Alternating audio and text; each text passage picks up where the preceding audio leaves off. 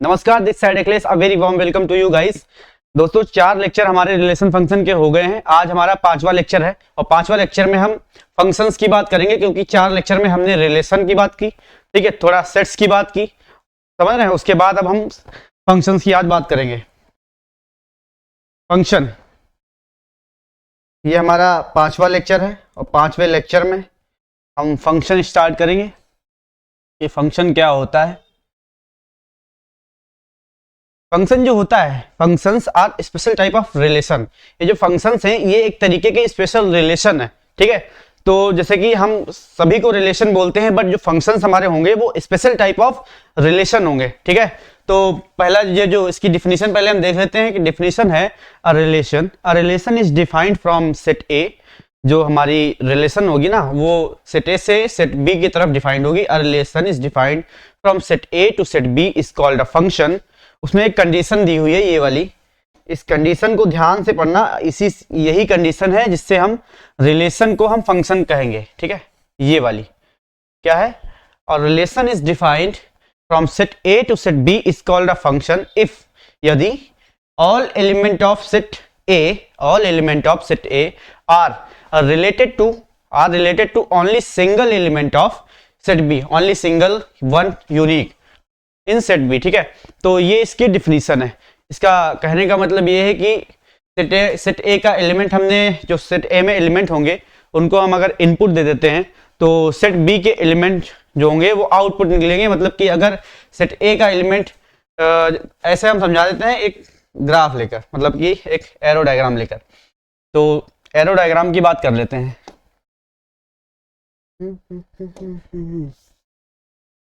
जैसे कि सेट जो ए है हमारा, उसमें एलिमेंट मान लो 1 2 3 4 5 ले लिया, ठीक है। और बी जो है उसमें हमने एलिमेंट ले लिया 5 6 7 8 9, इतने एलिमेंट ले लिया। अब इसका एरो डायग्राम अगर हम बनाते हैं, ठीक है, इसका एरो डायग्राम अगर हम बनाते हैं तो ये सेट ए हो गया और ये सेट बी हो गया हमारा, ठीक है।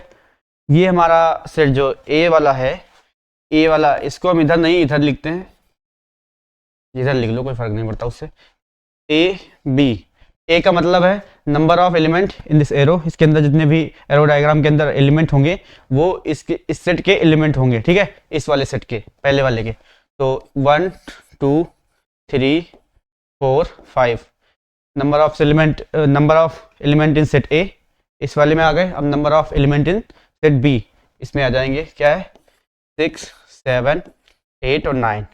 अब ये जो हमने एरो डायग्राम तो बना दिया, अब फंक्शन क्या कहता है, जैसे कि रिलेशन क्या कहता है पहले हम बताते हैं। रिलेशन कहता है कि इससे ये कनेक्ट हो गया और इससे ये भी कनेक्ट हो गया। मतलब इनपुट अगर एक है तो उसका जो आउटपुट होगा वो 2 3 मिल सकते हैं, ठीक है। ये रिलेशन कहता है, ठीक है। इसको इससे भी कनेक्ट कर सकते हैं, इसको इससे, इसको इससे, इसको इससे, ये हो गया। ये तो रिलेशन की बात हो गई। अब जो हमारा फंक्शन कहता है कि अगर इनपुट एक है तो उसका आउटपुट भी एक ही मिलना चाहिए एक इनपुट पे। जैसे कि 1 का आउटपुट हमें यहाँ पे 6 मिला है, ठीक है। 2 का आउटपुट 8 भी मिल सकता है, ठीक है, और 2 का आउटपुट हमें 7 भी मिल सकता है। बट एक इनपुट का आउटपुट हमें एक ही मिलेगा, ठीक है। जैसे 4 का हमें यहाँ पे 8 मिल गया, 5 का 9 मिल गया, ठीक है। और अगर हम बात करते हैं तो 3 का भी 8 मिल गया, ठीक है। तो एक इनपुट का एक आउटपुट मिलना चाहिए, ठीक है, ना कि एक इनपुट का 2 आउटपुट, 3 आउटपुट, 4 आउटपुट। तो इसे हम क्या कहेंगे, फंक्शन कहेंगे। ये हमारा फंक्शन है, ठीक है। और फंक्शन है तो मतलब रिलेशन तो है ही, एज वेल एज रिलेशन, ठीक है। अगर फंक्शन है तो रिलेशन तो है ही, अब सी बात है, क्योंकि उसमें स्पेशल कंडीशन लग जाती है। बाकी सारे रिलेशन ही होते हैं। एक स्पेशल कंडीशन है ये वाली जो हमने अभी बात की कि if all element of set A are related to only single one या unique element in set B, ठीक है। तो इस कंडीशन को लगाकर हम फंक्शंस बोल देते हैं, वैसे सारे रिलेशन ही होते हैं। तो जैसे कि ये हो गया, अब ये क्या है, ये एक फंक्शन तो है बट रिलेशन भी है, ठीक है। अब अगर यहीं पे हम बात कर लेते हैं कि रिलेशन क्या होता है, मतलब रिलेशन, इसमें हम डिफरेंस आपको क्रिएट करवा देते हैं कि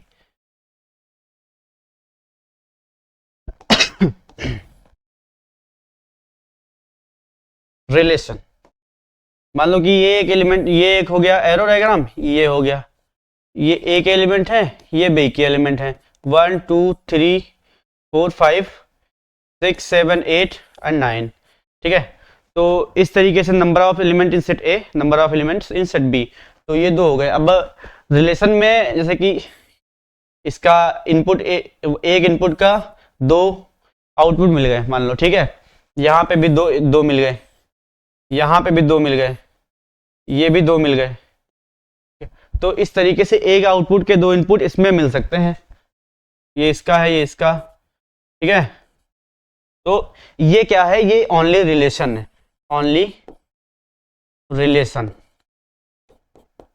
ये फंक्शन नहीं है। ये फंक्शन जो है वो नहीं है, वो केवल फंक्शन रिलेशन है। ये फंक्शन तो है बट रिलेशन भी है, ठीक है। तो ये इस तरीके से हम फंक्शंस, जो ये फंक्शन की डिफिनेशन है, इस तरीके से उस पर लागू होता है। अब नीचे एक लाइन लिखिए, एवरी फंक्शन, जो फंक्शन होता है वो रिलेशन होता है, बट जो हर रिलेशन फंक्शन नहीं होता, मतलब every function is a relation, हर एक फंक्शन जो होगा वो रिलेशन होगा, but every relation is not a function. हाँ, ये बात सही भी है, जैसे कि ऊपर कंडीशन दिया है इस बॉक्स में कि if all element of set A and are related to single element in set B, ठीक है। तो रिलेशन तो सारे हैं, बट इस कंडीशन को लगा के हम केवल इस कंडीशन को लगा के हम फंक्शंस कहते हैं, ठीक है। यहाँ पे मान लो एक एग्जांपल ले लेते हैं, इसी का एग्जांपल हम यहाँ पे भी ले लेते हैं। ये एक एरो डायग्राम हो गया, इसमें एलिमेंट आएंगे ए के, इसमें आएंगे बी के, ठीक है। मान लो यहाँ पे एलिमेंट ले लिया 2 4 6 8, या उसके बाद 8 4 ही लेते हैं, 8 10 12 14 16, ये ले लिए एलिमेंट, ठीक है। तो जैसे इसको हम इससे कनेक्ट कर दिए, इसको इससे कनेक्ट कर दिए, या इसको इससे कर दिया, इसको इससे कर दिया, तो ये एक इनपुट का आउटपुट भी एक ही मिला है, ठीक है। तो ये हमारा फंक्शन का जो हो गया एग्जाम्पल हो गया, ठीक है। ये हमारा फंक्शन का एग्जाम्पल है। अब जिससे अगर हम बात करते हैं कि ऐसे एग्जाम्पल नॉर्मल लाइफ में क्या होता है, जैसे कैलकुलेटर है, कैलकुलेटर भी फंक्शन की तरह काम करता है। जैसे कि उसमें अगर हम 2 × 2 करेंगे तो 4 आएगा, उसकी दो वैल्यूज नहीं आएंगी, जैसे लॉगरिथमिक फंक्शन उसमें होता है, ठीक है। लॉग बेस 10 में होता है, उसमें अगर कोई हम एक आउटपुट डालेंगे तो एक ही वैल्यू आएगी, दो नहीं आएंगी, ठीक है। तो इस तरीके से कैलकुलेटर की बात कर लेते हैं। जैसे कैलकुलेटर में हम अगर इनपुट मान लो, इनपुट अगर हम 1 + 2 देंगे तो 3 ही आएगा, -3 नहीं आएगा, ठीक है। 3 आएगा, प्लस का 3 आएगा, माइनस का 3 नहीं आएगा। तो इस तरीके से हम बात कर सकते हैं कि एक इनपुट जो होता है, एक इनपुट पे एक ही आउटपुट आना चाहिए, तो वही होता है रिलेशन, ठीक है। अब नीचे दिया हुआ एक ये पॉइंट हम पढ़ लेते हैं कि नीचे पॉइंट क्या दिया हुआ, इसी का ये मतलब इसी का पॉइंट है, इफ फंक्शन 1 है, अगर फंक्शन एक है तो only if function 1 input take only 1 output not more than 1, मतलब कि एक इनपुट का फंक्शन अगर है तो उसका जो एक इनपुट होगा उसकी आउटपुट जो आएगी वो एक ही आएगी, एक से ज्यादा नहीं आएगी, ठीक है। तो ये इसका जो ये फंक्शन की मेन डिफिनेशन मान लो हो गई, ठीक है। फंक्शन, इसी को फंक्शन बोलते हैं। अगर फंक्शन है और उसका इनपुट अगर एक है तो उसकी जो आउटपुट होगा वो एक ही वैल्यू आएगी, ना कि दो। अब ये नीचे वाली क्या लाइन है, नीचे वाली लाइन है कांस्टेंट फंक्शन जो होते हैं हमारे, कांस्टेंट फंक्शन यानी कि y = 3, y = 2, एग्जाम्पल कोई भी कांस्टेंट फंक्शन उठा लेते हैं, y = 5, या फिर fx = 2, fx = 3, fx = 4, ये हमारे कांस्टेंट फंक्शन आ जाएंगे। fx = y ही होता है, मतलब fx कहेंगे, fx और y ये दोनों बराबर होते हैं, या fx लिखते हैं या y लिखते हैं, तो इसमें कंफ्यूजन नहीं होना है कि हम fx लिख रहे हैं तो उसकी अगर y भी लिख रहे हैं, ठीक है। तो constant function is always a function. तो इसकी हम बात कर लेते हैं कि कांस्टेंट फंक्शन जो होगा वो कैसे होगा। यहाँ पे बात कर लेते हैं, लिख लेते हैं हम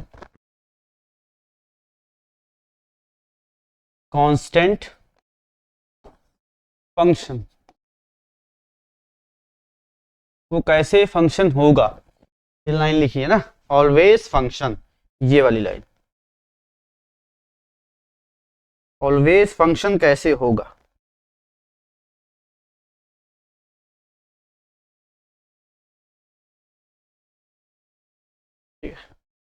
ये जो है कैसे ऑलवेज ये फंक्शन होगा, तो अब हम बात कर लेते हैं। जैसे कि हमने ले लिया एफ एक्स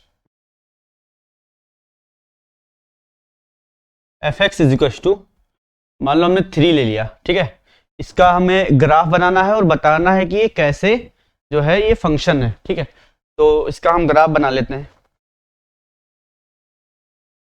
ये हमारी वाई एक्सिस, ये हमारी x axis, positive x axis, ये एक्स एक्सिस है, ये हमारी वाई एक्सिस है, हो गया।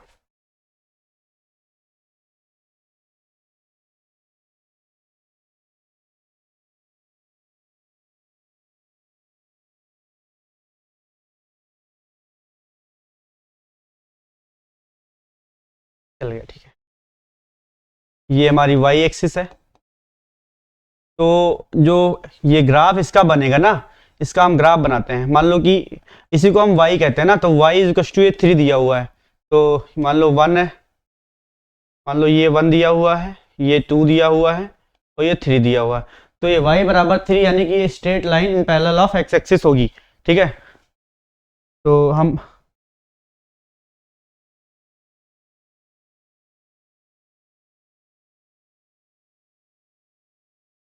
क्या चल रहा है, मच्छर बैठा, ये हमारा इसका ग्राफ बन गया, ठीक है। ये हमारा y बराबर 3 का जो ग्राफ है, ये हमारा y बराबर 3 का ग्राफ बन गया। अब इसको कैसे फंक्शन प्रूफ करें, तो ये हम आपको बता रहे हैं कि ये फंक्शन कैसे प्रूफ करेगा, ठीक है।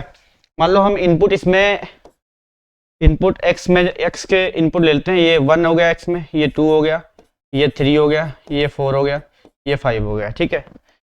कलर चेंज कर लेते हैं। तो मान लो हम x इनपुट x लेते हैं, ठीक है। तो इनपुट x पे जो वैल्यू मिलेगी वो 3 मिलेगी। इनपुट इनपुट x यानी 1 का आउटपुट 3, 2 का भी आउटपुट 3, 4 का भी आउटपुट 3, 5 का भी आउटपुट 3, ठीक है। तो ये फंक्शन कैसे हुआ, अब इसकी बात हम कर लेते हैं।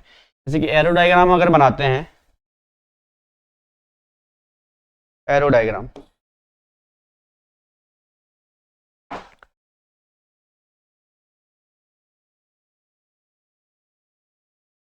इनपुट ले लेते हैं। इनपुट है 1 2 3 4 5 और आउटपुट हमारा क्या है 3। 1 का भी आउटपुट 3 है, 2 का भी 3 है, 4 का भी 3 है, 5 का भी 3 है, ठीक है। इस तरीके से ये फंक्शन अब कैसे हुआ, फंक्शंस में जो होता है वो डाइवर्जन, डाइवर्जन अलाउड नहीं होता है। बट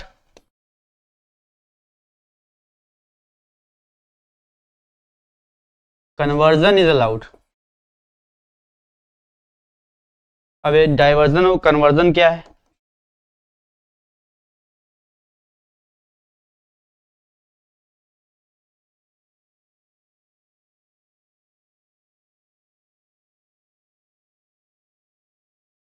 डाइवर्जन, पहले कन्वर्जन देख लेते हैं। कन्वर्जन मतलब कि इस तरीके से, ये हो गया कन्वर्जन, ठीक है। अब डाइवर्जन मतलब इस तरीके से, ये हो गया डाइवर्जन।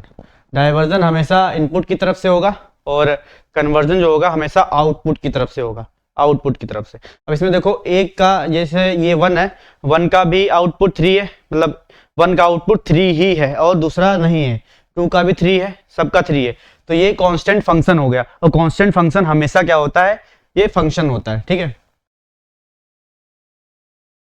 हमने कांस्टेंट फंक्शन की बात कर ली। अब हमारा आ जाता है वर्टिकल लाइन टेस्ट की। वर्टिकल लाइन टेस्ट करके हम कैसे बता पाएं कि ये हमारा फंक्शन है, ठीक है।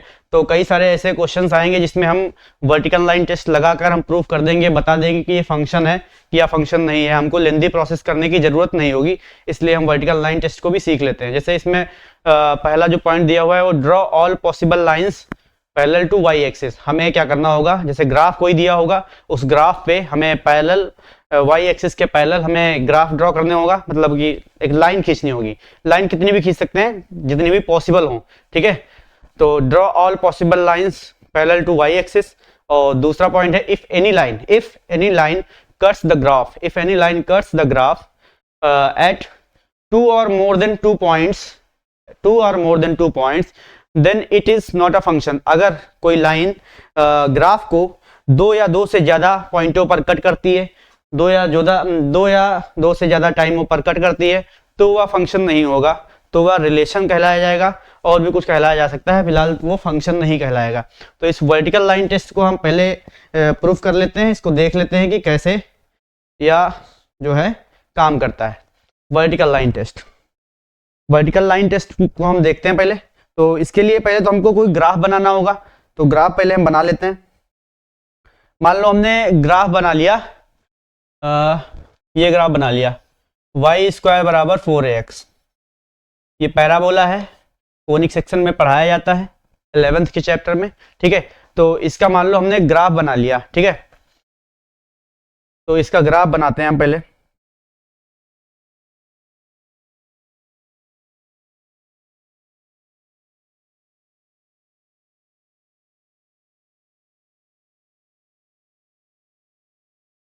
ये हमारा एक्स एक्सिस, ये हमारा एक्स एक्सिस,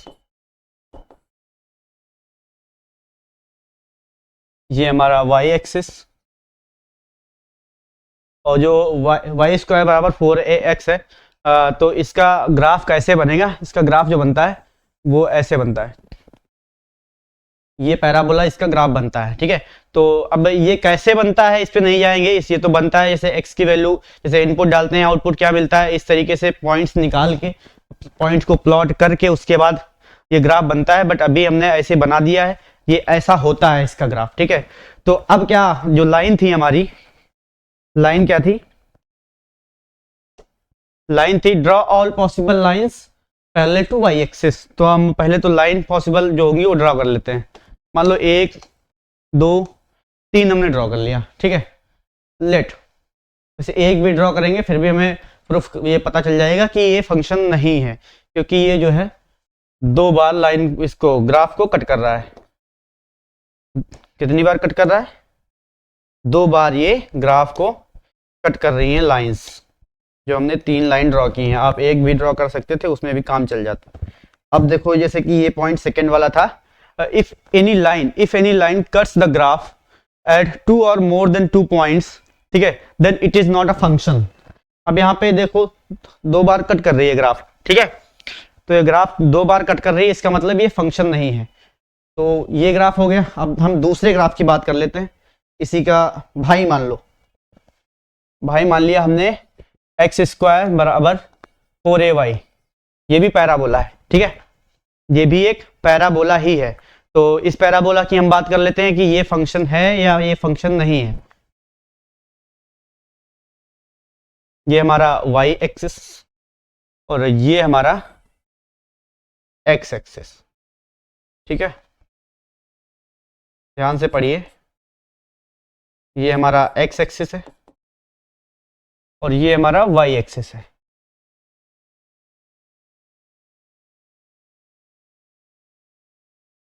ठीक है, तो ये जो हमारा ये वाला ग्राफ है x square is equal to 4ay, तो ये हमारा ग्राफ जो होगा इस तरीके से बनता है।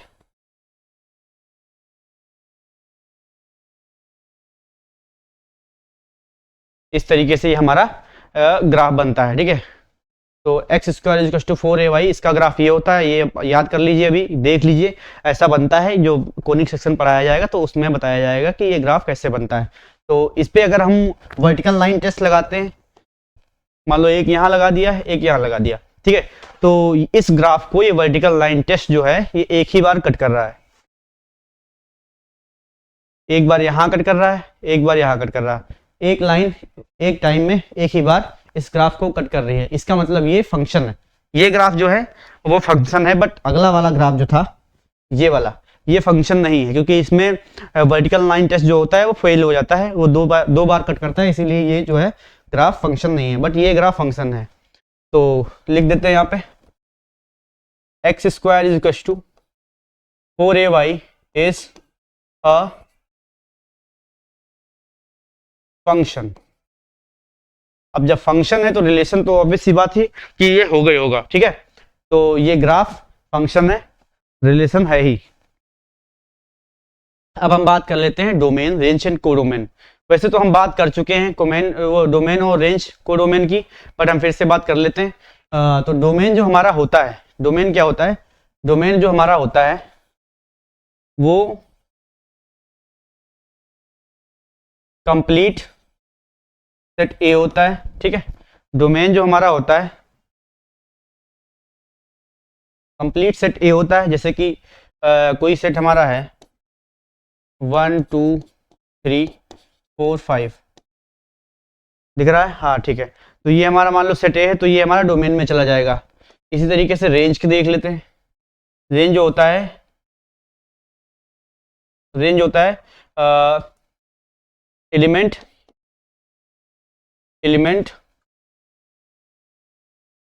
Related to set A to set B, मतलब जितने भी एलिमेंट सेट ए के होंगे वो सेट बी से जितने रिलेटेड होंगे, और सेट बी वाले एलिमेंट वही आएंगे इसमें रेंज में, ठीक है। तो ये रेंज हो गई। मान लो कि हम कोई बी सेट ले लेते हैं, यहाँ पे बी सेट हमने ले लो, मान लियो कि 6 7 8 9 ले लिया, ठीक है। तो हम इधर दिखा देते हैं कि कैसे इसे रिप्रेजेंट करते हैं। मान लो ये हमारा छोटा सा एक एरो डायग्राम है, ये ए है हमारा, तो ये बी है हमारा। तो 1 2 3 4 एंड 5 6 7 8 एंड 9 10 भी ले लो, 8 9 और 10, ये ठीक है,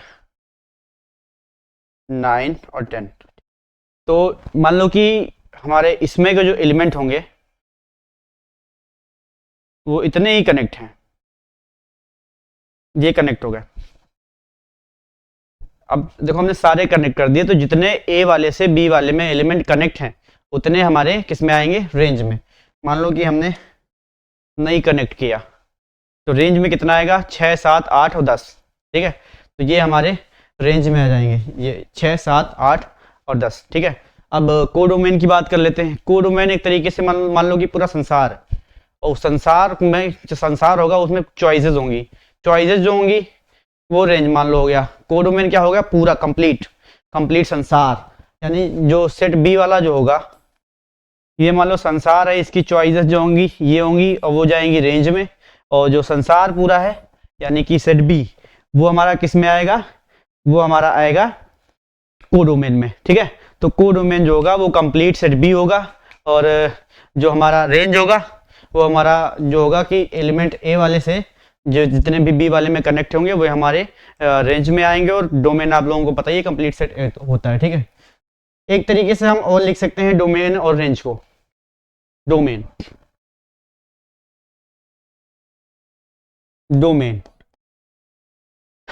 को कैसे लिख सकते हैं, डोमेन जो होता है वो x axis covered by a graph, जितना भी ग्राफ से एक्स एक्सिस कवर करा होगा वो हमारा किस में आएगा, वो हमारा आएगा इसमें डोमेन में। X axis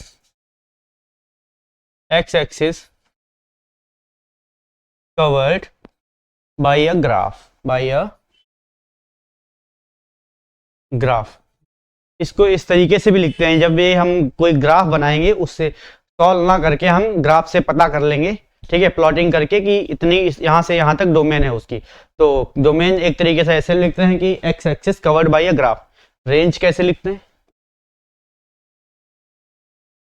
range y axis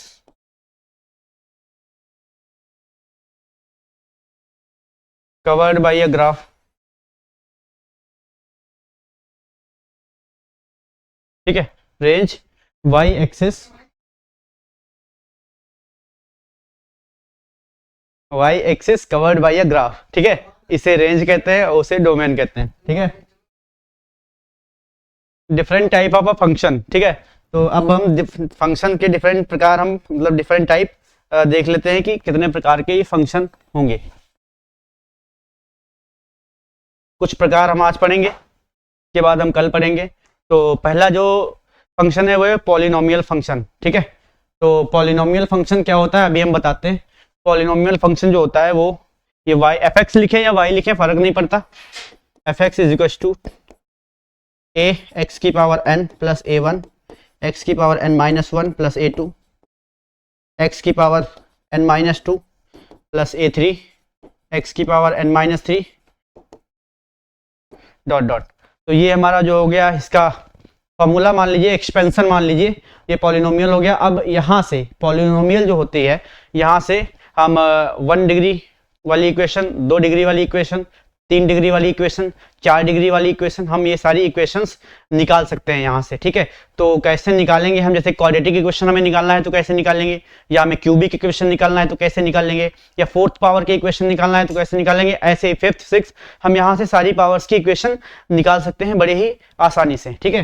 तो इसी इक्वेशन से हम सारी जो होगी पॉलिनोमियल फंक्शन वाली इक्वेशंस निकालेंगे। जितनी भी हमारी first order, second order, third order वाली जो ये इक्वेशंस होती हैं, ये सभी हमारी पॉलिनोमियल इक्वेशंस, पॉलिनोमियल फंक्शन बोले जाते हैं, ठीक है।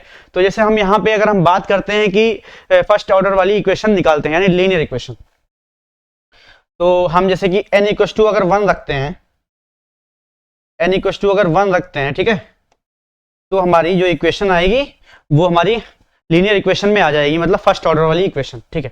तो एफ एक्स की जगह हम यहाँ पे y कर रहे हैं, ठीक है, इसकी जगह हम y कर रहे हैं, तो y इक्वल टू, ठीक है। अब n बराबर 1 लिख लेते हैं यहाँ पे, तो a ऐसे ही है x की पावर 1 यानी कि कुछ नहीं, ठीक है, ऐसे लिखते हैं। अब यहाँ पे आ जाते हैं, ठीक है, प्लस a1 x की पावर 1 माइनस 1 यानी 0। आगे लिखने की जरूरत नहीं है, ठीक है, क्योंकि इसमें जो पावर होती है वो होल नंबर में होंगी, माइनस में नहीं होंगी। माइनस में मतलब 1 अपॉन में आ जाएंगी, ठीक है, ठीक है। तो यहाँ से 0 हो गया, ठीक है। तो अब इसकी पावर जो आ जाएगी वो आएगा ax प्लस ये आ जाएगा कितना, a1 और x की पावर 0 माइनस 1 माइनस 1 0, ठीक है। अब यहाँ पे ax प्लस कितना a1, क्योंकि समथिंग की पावर 0 इज इक्वल टू 1 और a1 इंटू 1 1, मतलब a1 इंटू 1 a1 हो गया, ठीक है। तो ये हमारी इक्वेशन जो होगी लीनियर इक्वेशन निकल आई, y is equal to ax plus a1। अब ये a1 जो होगा वो कुछ भी ले सकते हैं, मान लो हम लेट कर लो यहाँ पे कि a1 is equal to b ले लिया, तो इक्वेशन हमारी क्या क्या बन जाएगी, फाइनल इक्वेशन, फाइनल फंक्शन कह लेते हैं पॉलिनोमियल वाला, तो फाइनल इक्वेशन मान लेते हैं यहाँ पे। इक्वेशन जो हमारी हो जाएगी वो हमारी निकलेगी y is equal to ax plus b, ठीक है। तो ये हमारी लीनियर इक्वेशन निकल आई जब हमने n इक्वल टू 1 रखा। अब हम क्वाड्रेटिक इक्वेशन इसी से निकालते हैं। चलिए आइए क्वाड्रेटिक इक्वेशन निकाल लेते हैं। पहले तो हम वो लिख लेते हैं, वो हमारी जो ये पॉलिनोमियल फंक्शन का जो एक्सपेंशन है, f x is equal to a x की power n plus a1 x की power n minus 1 plus a2 x की पावर n माइनस 2, ठीक है। उसके बाद a3 x की पावर n माइनस 3, ये हमने लिख लिया x की power n minus 3 plus dot dot dot dot dot. अब यहाँ पे मान लो हमको क्वाड्रेटिक इक्वेशन अगर निकालनी है, क्वाड्रेटिक वाला फंक्शन निकालना है, सेकेंड डिग्री वाला फंक्शन निकालना है, कैसे निकालेंगे? सपोज यहाँ पे हम एफ एक्स की जगह तक हम y लिखते हैं y, और कैसे निकलेंगे, हमने आपको बताया कि अगर n इक्वल्स टू 1 रखेंगे तो हमारी फर्स्ट ऑर्डर इक्वेशन निकलेगी, n इक्वल्स टू 2 रखेंगे तो सेकंड ऑर्डर इक्वेशन निकलेगी, अगर n इक्वल्स टू हम 3 रख देते हैं तो क्यूबिक इक्वेशन निकलेगी। ठीक है, तो इसी तरीके से हम n इक्वल्स टू 2 रखते हैं क्वाड्रेटिक इक्वेशन निकालने के लिए। तो क्वाड्रेटिक के लिए n equals to, we need to change colour, n equals to हमने 2 रख दिया। अब यहां से हम निकालते हैं y इज इक्वल्स टू, हमको n की जगह पे 2 रखना है, तो a x की पावर 2, ठीक है, प्लस a1 x की power 2 minus 1 plus a2 x की पावर 2 माइनस 2। अब आगे नहीं रखेंगे क्योंकि आगे फिर माइनस में पावर आ जाएगी और वो फिर 1 में आ जाएगी, हमें क्या चाहिए, होल पावर चाहिए, पॉजिटिव पावर। ठीक है, तो यहाँ तक रखेंगे। इसको सॉल्व कर लेते हैं, ये आएगा a x square plus a1 x प्लस 2 माइनस 2, 0 0, किसी की पावर 0 होती है तो 1 हो जाता है, तो ये हो जाएगा a2। ठीक है, तो ये हमारी इक्वेशन निकल आई। अगर हम यहाँ पे a1 is equal to b ले लेते हैं, ठीक है, और a2 is equal to c ले लेते हैं। ठीक है, a2 is equal to c let कर लिया हमने, ये हमने लेट किया है। ठीक है, a1 is equal to b कर लिया और a2 is equal to c कर लिया। अब यहाँ पे इसमें पुट कर देते हैं कि ax स्क्वायर प्लस a1 की जगह हमने क्या लिया, b, bx प्लस a2 की जगह हमने c लिया और ये y। देखो हमारी तैयार हो गई इक्वेशन, ये हमारी इक्वेशन जो होगी वो तैयार हो गई, ये हमारी क्वाड्रेटिक इक्वेशन तैयार हो गई। ठीक है, क्वाड्रेटिक फंक्शन है, क्वाड्रेटिक फंक्शन तैयार हो गया, x square plus b x plus c. इसी तरीके से हम क्यूबिक भी निकाल सकते हैं। ठीक है, फोर्थ पावर वाली भी निकाल सकते हैं और फिफ्थ पावर वाली भी निकाल सकते हैं। एन इक्वल टू 4 डालेंगे तो फोर्थ पावर वाली इक्वेशन निकल जाएगी, एन इक्वल टू 3 डालेंगे तो 3 पावर वाली इक्वेशन निकल जाएगी। ठीक है, तो ये इक्वेशंस निकल जाएंगी। चलिए अब आगे हम बात कर लेते हैं, जैसे कि हमने डिफरेंट टाइप ऑफ फंक्शन में पॉलिनोमियल पढ़ा, पॉलिनोमियल से हमने इक्वेशन निकाली, पहले लीनियर इक्वेशन निकाली, उसके बाद हमने क्वाड्रेटिक इक्वेशन निकाल दिया। अब आगे आप ट्राई करिएगा थर्ड पावर वाली यानी क्यूबिक इक्वेशन निकालने की, n बराबर 3 रखिएगा और सॉल्व करिएगा। और a1 a2 a3 यानी a1 की जगह आप b ले लीजिएगा और a2 की जगह c और a3 की जगह d ले सकते हैं और पॉइंट उसमें पुट कर दीजिएगा, क्यूबिक इक्वेशन निकल आएगी। Some important points of polynomial function, इसके कुछ इंपॉर्टेंट पॉइंट्स होते हैं, वो हम पहले देख लेते हैं कि इंपॉर्टेंट पॉइंट्स जो होंगे हमारे पॉलिनोमियल फंक्शन के वो क्या होंगे। जैसे पहला पॉइंट जो होगा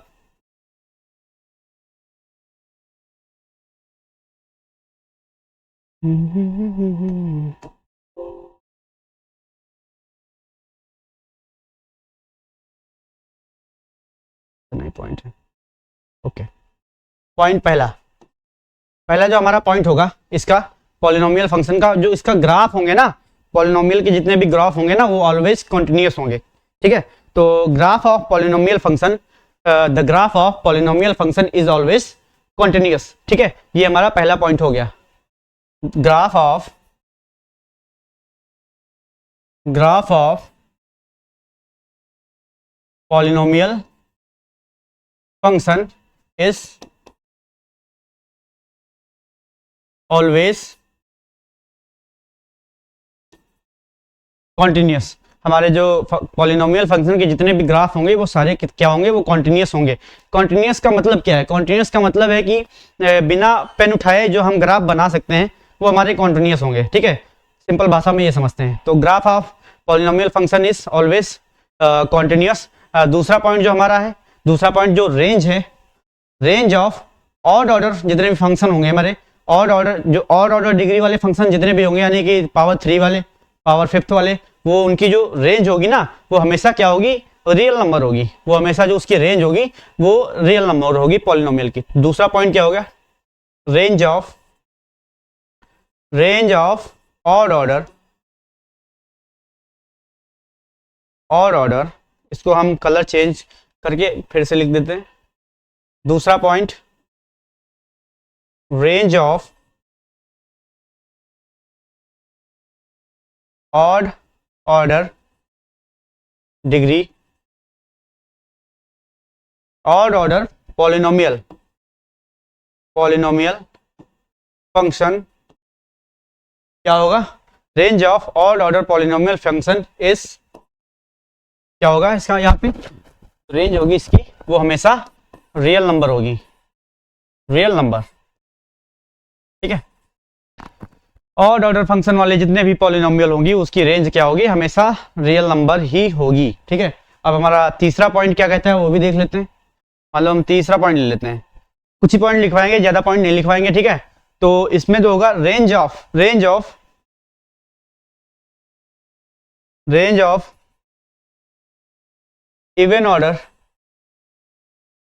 इवन ऑर्डर पॉलिनोमियल फंक्शन, ठीक है। Range of even order polynomial function is never real number, ठीक है। तो क्या है, रेंज ऑफ हमारे जो इवन ऑर्डर की जो पॉलिनोमियल फंक्शंस होंगी, यानी कि सेकंड ऑर्डर, ठीक है, फोर्थ ऑर्डर नहीं होगी, second order, fourth order and six order, इन सब की जो रेंज हमारी होगी वो रियल नंबर नहीं होगी, ठीक है। चौथा पॉइंट हम लिख लेते हैं, इंपॉर्टेंट पॉइंट्स ही लिखवाएंगे जो हमारे काम के, ठीक है, बाकी फालतू के पॉइंट नहीं लिखवाएंगे। जो इसकी डोमेन होगी ना, डोमेन, ठीक है, तो डोमेन जो हमारी होगी ना ऑलवेज रियल नंबर में ही होगी, ठीक है। Domain of polynomial function is always in real number, real number. तो ये हमारे चार पॉइंट हैं इसके, किसके, इसके पॉलिनोमियल फंक्शंस के चार इंपॉर्टेंट पॉइंट हमने लिखवा दिया। पहला क्या है, graph of polynomial function is always continuous, और range of odd order polynomial function is real number. और चौथा है कि इवन ऑर्डर के जितने भी पॉलिनोमियल फंक्शन होंगे उनके जो रेंज होगी वो कभी भी उसकी रियल नंबर नहीं हो सकती। और चौथा हमारा जो पॉइंट है, डोमेन हमेशा रियल नंबर में ही होगा। तो ये हमारे चार इंपॉर्टेंट पॉइंट हो गए पॉलिनोमियल फंक्शन के, ठीक है। आगे बढ़ते हैं, क्वाड्रेटिक। देखो हमने क्वाड्रेटिक का इसलिए ग्राफ बनाया था, ये इक्वेशन निकाली थी क्योंकि हमें क्वाड्रेटिक में जो होगा वो ग्राफ बनाना पड़ेगा, आगे हमको समझाना पड़ेगा, इसलिए हमने वहां तक निकाल लिया था, ठीक है। तो क्वाड्रेटिक के ग्राफ दो तरीके से बनते हैं, ठीक है। एक तो a less than equal to 0 पहला, और दूसरा हो गया a greater than equal to 0। तो पहला हम देख लेते हैं a greater than equal to 0। पहले हम इसकी इक्वेशन लिख लेते हैं, y is equal to ax square plus bx plus c, ठीक है। ये हमारी इक्वेशन हो गई क्वाड्रेटिक की। क्वाड्रेटिक एक्सप्रेशन बोलते हैं इसे, इसे इक्वेशन नहीं बोलते, इसे बोलते हैं क्वाड्रेटिक एक्सप्रेशन। अगर इक्वेशन तब बोलेंगे जब ये ऐसे लिखी जाएगी, ax square plus bx plus c is equal to 0। ये क्वाड्रेटिक इक्वेशन है, बट वो क्या है, क्वाड्रेटिक एक्सप्रेशन है, ठीक है। तो याद रखिएगा क्वाड्रेटिक एक्सप्रेशन, इसका ग्राफ अगर हम बनाते हैं, ठीक है, तो मान लो इसका ग्राफ हम बनाते हैं। पहले किसका बनाएंगे, a less than a greater than equal to 0 के लिए हम पहला ग्राफ बना लेते हैं, a greater than equal to 0 के लिए, ठीक है। तो ये हमारा y एक्सिस और ये हमारा x एक्सिस,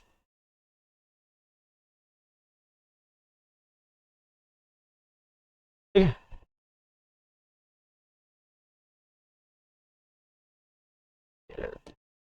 ठीक है, तो a greater than equal to 0 के लिए हम पहले ग्राफ बनाएंगे।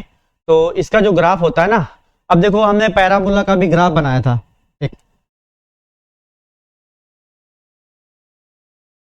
ये वाला, इसमें एक्स स्क्वायर था, यानी जो x की पावर क्या थी, x की पावर 2 थी, यानी सेकेंड ऑर्डर का ये वाला ग्राफ था, ठीक है। उसी तरीके से इस पे आ जाते हैं। यहाँ भी जो x का है पावर कितनी है, वो 2 है। अब जो ये होता है ना, ये लीडिंग कोफिशिएंट होता है आगे वाला, ठीक है।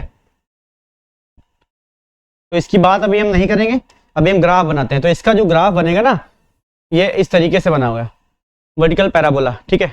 ये इसका ग्राफ बन जाएगा, ठीक है। और ये हमारा वर्टेक्स होता है, इसके फोकस इसेंट्रिसिटी हम जब पढ़ेंगे उसमें कोनिक सेक्शन में पढ़ेंगे पैराबोला, तब हम बताएंगे क्या होता है। अभी हम ऐसे ही पढ़ लेते हैं। इसका ग्राफ बना दिया हमने, ये क्वाड्रेटिक का ग्राफ होता है। इसका जो ये वर्टेक्स होता है ना, ये होता है -b,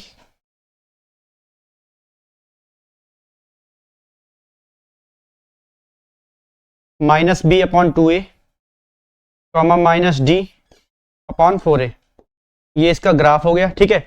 where D is a discriminant, और ये जो होता है वो होता है बी स्क्वायर माइनस 4ac, ठीक है।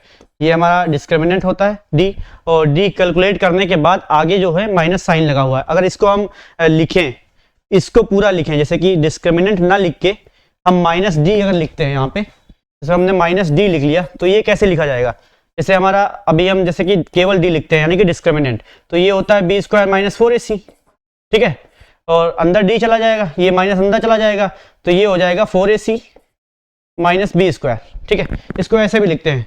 तो अब यहाँ अगर ये लिख देंगे तो ये माइनस नहीं लगाएंगे, ठीक है। तो माइनस डी अपॉन 4a, ये इसका वर्टेक्स हो गया।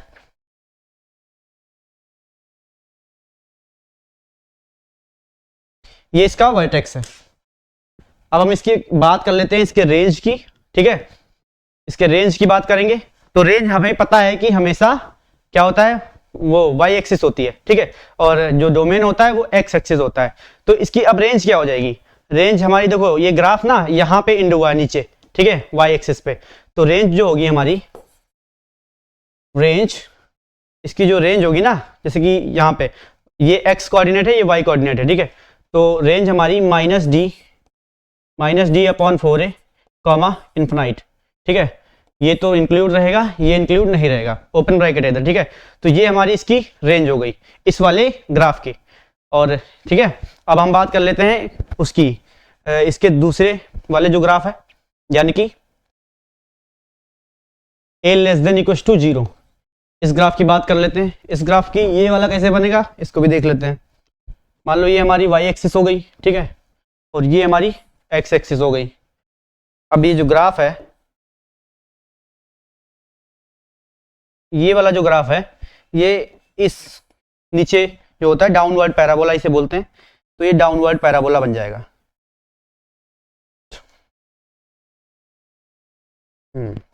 डाउनवर्ड पैराबोला बन जाएगा ये, ठीक है।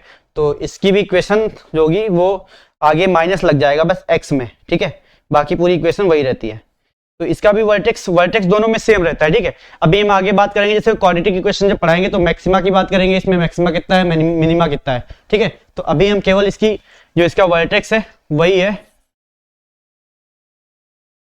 जो यहाँ पे लिखवाया था, ये वाला minus B upon 2a comma minus D upon 4a, इसका वर्टेक्स यही है, ठीक है। अब इसमें रेंज क्या होगी, ठीक है। तो इसमें भी रेंज नहीं, हाँ इसमें रेंज की बात पहले हम कर लेते हैं। रेंज डोमेन उसका वर्टेक्स तो हमने लिख दिया ये, ठीक है। इसमें भी कहाँ से स्टार्ट है, इसकी रेंज स्टार्ट कहाँ से, स्टार्ट है यहाँ से, आगे इसका ग्राफ नहीं गया है तो रेंज नहीं बात करेंगे। ऊपर ग्राफ यहाँ से स्टार्ट है नीचे की तरफ, तो जो रेंज स्टार्ट कहाँ से, minus D upon 4a comma गई कहाँ तक है, नीचे तक, मानी इसमें ग्राफ ये कहीं टच तो होगी नहीं लाइन वाई एक्सिस में, ठीक है। तो ये माइनस इन्फिनाइट तक गया है इधर। तो माइनस इन्फिनाइट हमने वहाँ क्लोज ब्रैकेट यहाँ पे लगाया, यहाँ पे ओपन ब्रैकेट। क्लोज ब्रैकेट हमने इसलिए लगाया है क्योंकि ये हमें काउंट होगा, हमें पता होगा ये, ठीक है, minus D upon 4a। But infinite value हमें पता नहीं होती है, ठीक है, इसलिए वहाँ पे हमने ओपन ब्रैकेट लगाया। और हमेशा इन्फिनाइट जो होगा वहाँ पे ओपन ब्रैकेट लगता है, ठीक है।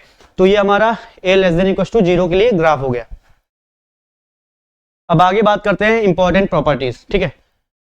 इंपॉर्टेंट प्रॉपर्टी से एक ही प्रॉपर्टी है इसकी जो ज्यादा इंपॉर्टेंट है, इफ पॉलिनोमियल फंक्शन सेटिस्फाइंग, ठीक है। कौन सी प्रॉपर्टी है जरा देख लेते हैं। If fx dot f 1 upon x is equal to fx plus f 1 upon x है, where x does not equal to 0, x 0 अगर होगा तो 1 अपॉन 0 हो जाएगा, नॉट डिफाइंड बन जाएगा, ठीक है। तो x 0 नहीं होना चाहिए, ठीक है, वरना ये फंक्शन जो होगा वो सेटिस्फाई ही नहीं करेगा, ठीक है। तो इस वाली जो ये वाला जो इक्वेशन है, इसकी जो ये प्रॉपर्टी है इसके 4 रिजल्ट निकलते हैं, ठीक है। वो 4 रिजल्ट हम डिस्कस कर लेते हैं पहले, उसके बाद इस पर हम एक क्वेश्चन करवा देंगे, ये फाइनल हो जाएगा। इसका जो पहला रिजल्ट निकलेगा वो होता है fx इज इक्वल टू 2, ठीक है। पहला result fx is equal to 2, ये हमारा पहला रिजल्ट हो गया। दूसरा result fx is equal to 0, पहला क्या हो गया, एफ एक्स इज टू 2 और दूसरा रिजल्ट क्या हो गया, एफ एक्स इज टू 0। ये दो रिजल्ट कॉमन हो गए, ठीक है। अब जो ये दो रिजल्ट लिखवाने जा रहे हैं ये इंपॉर्टेंट है और यहीं से एनडीए में या जेई में या आपके 12th बोर्ड में भी क्वेश्चन आ सकता है। अभी तक तो नहीं आया ज़्यादा, बट ये जेई के मेंस में ज़्यादा आता है। क्वेश्चन नहीं आता इस पे, ये यूज होता है क्वेश्चन में, ठीक है। तो तीसरा जो होगा रिजल्ट वो होगा F x is to 1 plus X की पावर n, ठीक है। ये हमारा रिजल्ट तीसरा हो गया, ये ज़्यादा इंपॉर्टेंट है। तीसरा रिजल्ट जो होगा, तीसरा रिजल्ट वो हमारा हो गया F x is to 1 plus X की पावर n, ठीक है। और चौथा क्या होगा, चौथा रिजल्ट, चौथा जो होगा वो F x is to 1 minus X की पावर n, ये हमारा चौथा रिजल्ट हो गया इस वाली इक्वेशन की, यानी कि F X into F 1 upon X is to F X plus 1 upon X where x is to S does not equal to 0, मतलब x 0 नहीं होगा इसमें। इसके चार रिजल्ट निकलते हैं, F x is to 2, F x is to 0 and F x is to 1 plus X की power n and fourth one is F x is to 1 minus X की पावर n, ठीक है। तो इस वाले एक्सप्रेशन के चार रिजल्ट हैं, इसको हम याद रखेंगे, ठीक है। हाँ, इसी पे इस पे जो ये वाला हमने लिखवाया है, ये जो हमने एक्सप्रेशन लिखवाया है, इस पे हम एक क्वेश्चन कर लेते हैं। क्वेश्चन है if F x is the polynomial satisfying this, यानी कि F X into F 1 upon X is equal to F X plus F 1 upon X, and इसमें जो दिया हुआ है वो f3 इज इक्वल टू 28 है, मतलब f3 जो दिया है वो 28 के इक्वल टू दिया है। देन हमें f4 बताना है, ठीक है। f3 हमारा दिया हुआ है और f4 निकालना है। तो f3 अगर दिया है तो यहाँ से हम क्या निकाल सकते हैं, अभी देख लेते हैं। उसके बाद f4 कैसे निकलेगा वो भी देख लेते हैं। हमारा दिया क्या है, हमारा दिया है f3, वो दिया कितना है 28। हम यहाँ से एक इक्वेशन उठा लेते हैं। हमने पहली इक्वेशन उठा लिया, F x is equal to 1 plus X की पावर n उठा लिया, ठीक है। अब कंपेयर अगर करते हैं हम यहाँ पे, तो x इज इक्वल टू कितना लिखा हुआ है 3, ठीक है। और ये कि इसके बराबर में ये जाएगा, यानी कि 3 तो x की जगह है, तो हम f3 कर लेते हैं यहाँ पे, ठीक है। और x की जगह हमें 3 लिखना है, यानी कि 1 प्लस एक्स की पावर, यहाँ 3 की पावर n हो जाएगा। और ये कितने के बराबर दिया है, 28 के बराबर दिया है, ठीक है। तो f3 is equal to 1 plus 3 की power n is equal to 28 दिया हुआ है, ठीक है। अब ये 1 उधर ले जाते हैं, यानी कि 3 की power 1 is equal to 28 minus 1, ये कितना निकल के आएगा, ये निकल के आएगा 27, ठीक है। और 3 की power n is equal to 27। अब देखो बेस हमारा 3 है, पावर n है, ठीक है। तो अगर हमको n पावर निकालना है तो बेस हमें बराबर करना होगा, बेस ये जो 27 लिखा है इसको पावर में लिखना होगा, और कितने के पावर में लिखना होगा, 3 के पावर में, ठीक है। तो कितने टाइम्स जाएगा देख लेते हैं। 27 लिखा हुआ है, हमें पता है कि जो 3 का क्यूब होता है ना वो 27 होता है। कैसे, 3 इंटू 3 इंटू 3, ये कर लेते हैं। 3 3 जा 9, 9 3 जा 27, ठीक है।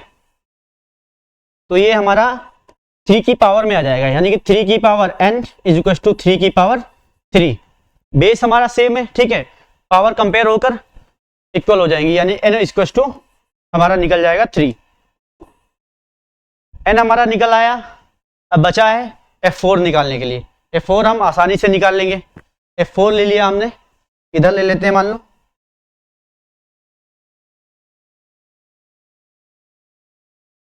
f4, ये हमें पता करना है। n इक्वल टू हमें 3 पहले से निकला हुआ है, ठीक है। अब यहाँ पे हमें अगर इक्वेशन हम लिखते हैं F x is equal to 1 plus X की पावर n, तो अगर हम कंपेयर करेंगे तो x की वैल्यू कितनी है, x की वैल्यू इसमें हमें 4 दी हुई है, ठीक है। और n हमें पता है पहले से, ठीक है। तो हम यहाँ पे 4 रख देते हैं x की जगह।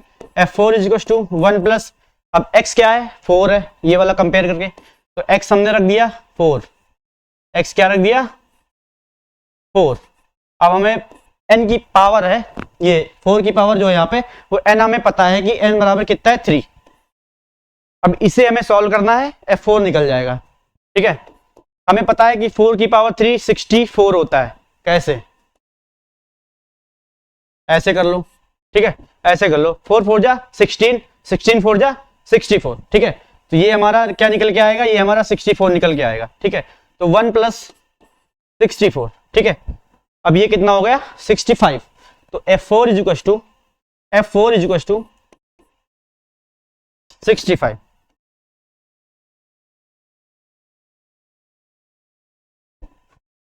तो हमारा 65 जो है वो इसका आंसर आ गया, ठीक है। इस एग्जांपल का आंसर आ गया 64, नहीं 65, 1 64 + 1 65, ठीक है। तो एक बार हमने क्या पढ़ा वो देख लेते हैं।